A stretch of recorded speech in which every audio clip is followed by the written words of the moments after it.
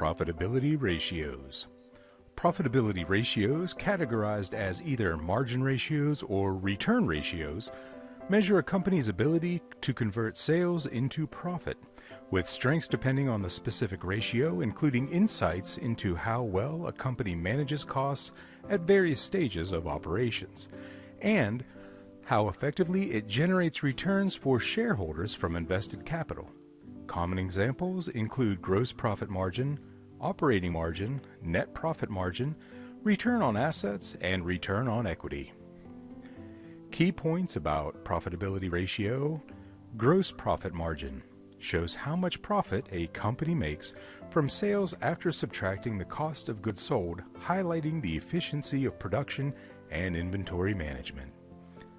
Operating margin measures profitability from core operations before interest and taxes, indicating a company's ability to manage operating expenses. Net profit margin represents the percentage of revenue that translates to net income after all expenses, providing an overall picture of profitability. Return on assets, or ROA, calculates how much profit a company generates per dollar of assets, showing how effectively assets are used to generate income.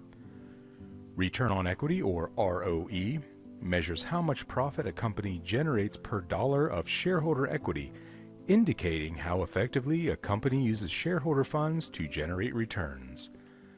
Strengths of different profitability ratios. Gross profit margin, useful for comparing companies within the same industry to assess cost control in production. Operating margin provides insight into the efficiency of core business operations, excluding financial factors like interest expense. Net profit margin offers a complete picture of overall profitability, considering all expenses and income sources. Return on assets, or ROA, can be used to compare companies with different capital structures as it considers total assets.